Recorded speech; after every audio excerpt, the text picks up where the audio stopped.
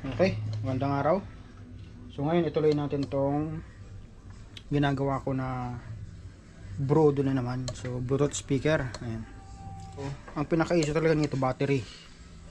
Ayan, kaya lang nung nagpalit ako ng battery, hindi naman nagcha-charge or wala namang charging voltage papunta dun sa battery.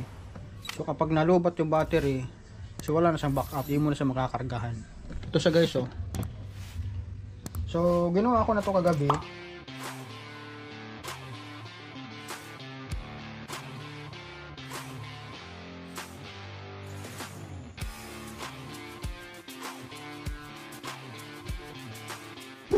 Sakto dumating na kasi yung order nating pyesa. Hindi ko pa nga lang naikabit. Ito nga yung board niya. Kasi gabi na yun. So, ito pala yung battery. So, ito yung temporary battery natin. So, tingnan natin kung kagana. So, bali, 4 na battery. So, ito yung pinaka-board niya.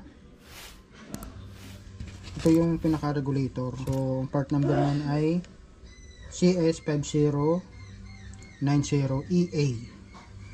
Yan yung napalitan natin. Charging or regulator, pwede rin boosting. Yan yung kanyang function. Alam naman natin 5 volts lang yung input nito para sa charging. Kailangan niya ng booster IC para sa charging kasi nga yung battery niya 7.4 volts. Ayan. Kaya gumamit siya ng isa pang IC dito para sa boosting naman. So ang part number niyan ay CS50363E.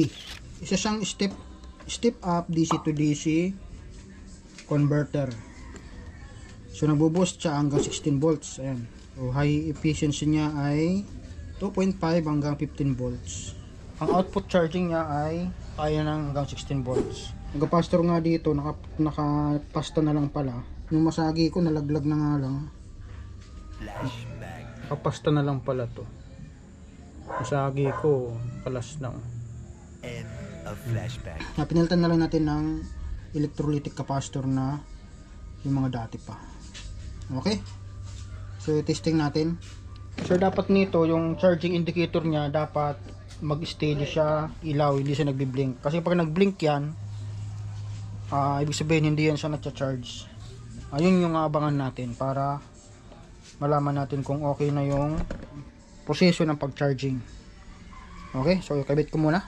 Assemble muna natin.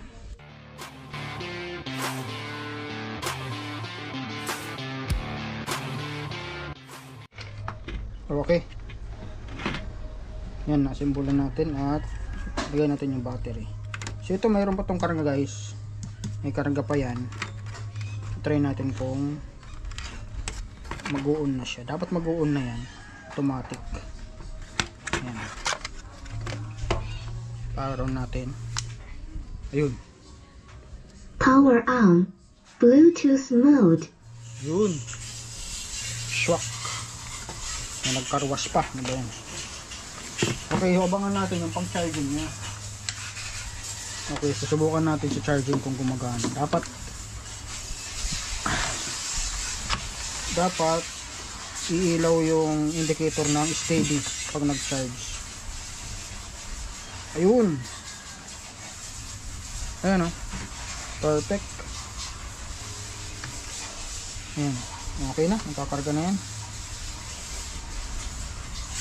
Tanggalin natin yung battery. Ayan. Tanggalin battery.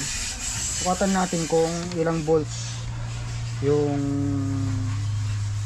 charging voltage niya. Abangan natin. So dapat may makuha tayo dyan 6 hanggang 8 volts. Ayan. Try natin. Ayun o. Kita ba? Ayan o. 8.4. So swak na yan guys. So pang charging niya. Ayan o. Okay. Swak pa yan. Goods na yan. Ito kasi may karga pa tong 7.5 ba yung battery.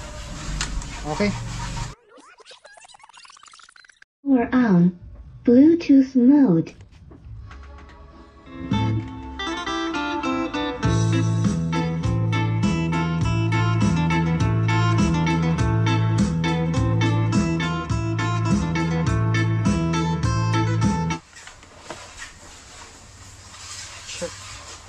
Shut. Hey. Hello. Son. Ganda ng effects ah. Shut.